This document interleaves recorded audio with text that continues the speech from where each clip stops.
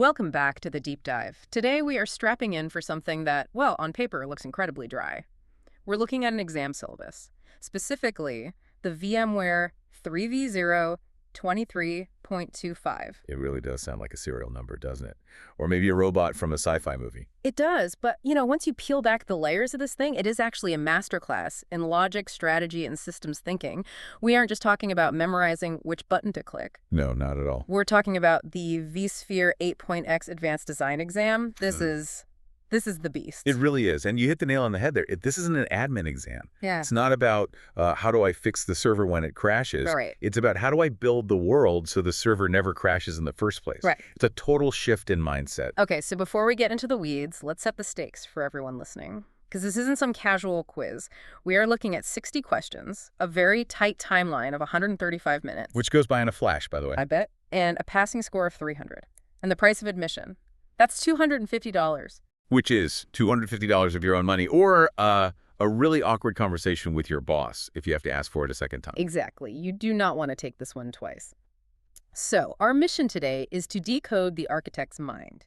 We've gone through a stack of practice questions and exam guides to pull out the core themes. Yeah. We want to help you bridge that gap from administrator, the doer, to architect, the designer. And that distinction is everything. As an admin, you're often reactive. You're a firefighter. But when you sit for this exam, you have to be proactive. You're looking at a blank whiteboard and asking, how do I turn these messy business requirements into functional infrastructure? So let's organize this. We've distilled the material into four main themes: the design process itself, ensuring stability, modern storage architecture, and then finally metrics and verification. That pretty much covers the life cycle of a project perfectly. Let's jump right into theme one then. The design process. This is where we deal with the harsh reality of the job constraints, risks, and phases. Because in the real world, you never have an unlimited budget, do you? Never. I mean, if you had infinite money and time, you wouldn't need an architect. You just buy one of everything. The architect's job is to make it work within the limits. Okay, so we have a specific scenario from the practice material that really nails this.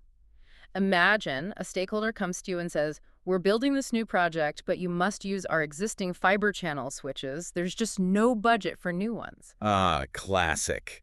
The old build us a Ferrari, but you have to use these tires from a 1990 Honda. Right. So the exam asks, how do you classify this statement? And the correct answer is a design constraint. But I want to push on this a bit. Why isn't that a risk? To me, using old switches sounds incredibly risky. It feels risky, I get it. But in the language of architecture, and this is crucial for the exam words have very precise definitions. A design constraint is a mandatory limitation that restricts your choices right now. It is a wall. A wall you can't walk through. Exactly. The stakeholder didn't say, we might not have the money. They said, you must use these. That dictates your entire design before you even start. It's a non-negotiable fact. Okay, so a constraint is a fact. It's a hard stop. How does that compare to a risk then? Because we swap those words all the time. We do, but the exam will punish you for it. Let's take another example. A consultant notices a critical piece of hardware is on back order. It might not arrive by the launch date. Might being the key word there. Precisely. That is a project risk. It represents uncertainty. It hasn't ruined the design yet, but it threatens the project's delivery. So if I'm in the exam, a constraint is a shackle I'm wearing from day one. A risk is a storm cloud on the horizon that might hit us. That is the perfect analogy. If the question mentions fiscal limits or contractual obligations, you're almost certainly looking at a constraint. If it talks about potential delays or skill gaps, that's a risk. That helps a lot. Now, sticking with the design process, let's talk about when decisions get made. There's this hierarchy: conceptual, logical, and physical. And honestly, reading the notes, the line between logical and physical can get a little blurry. It's the most common stumbling block. People rush to the physical because that's what we know. We like the shiny toys. Yeah. So we have a question here that asks, in which phase do specific versions of ESXi and storage controller firmware get finalized? The answer is the physical design phase. Right. And let's break down why. The conceptual design is just the vision. The business says, we need a system that can do X. No tech mentioned. Just goals. Okay. And logical. Logical is the structure. To meet that goal, we'll need, say, a high-performance cluster and an all-flash array.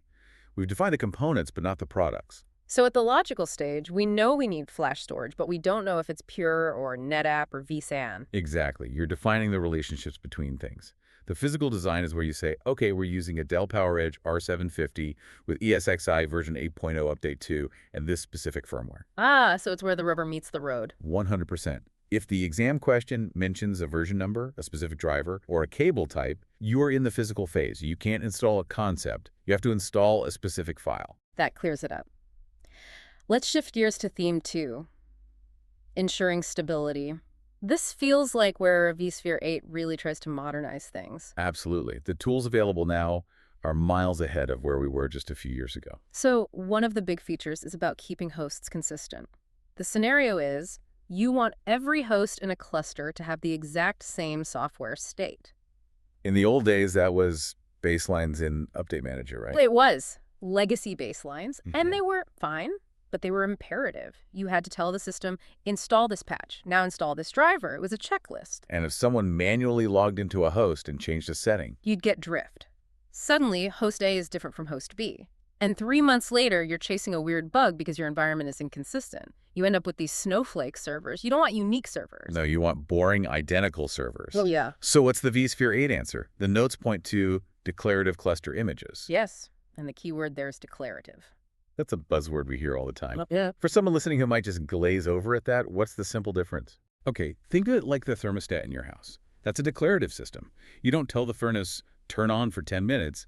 You just set the dial to 72 degrees. That's the desired state. And the system just figures out how to maintain it. Exactly. With cluster images, I tell vCenter, this cluster is ESXi 8.0 with this firmware. And vCenter acts like the thermostat. It enforces that consistency. It kills configuration drift. That's huge for stability. But stability isn't just about software. It's also about not letting people break things. We have a question here about security principles. The doomsday scenario. Yeah, it's a bit of a nightmare. How do you stop one person from being able to accidentally or maliciously destroy the entire storage subsystem? The rogue admin scenario. Or, more commonly, the sleep-deprived admin scenario. Right. And the answer is separation of duties. But I have to play devil's advocate here. Why isn't the answer least privilege? That's like security 101. It is, and it's vital. But it solves a different problem.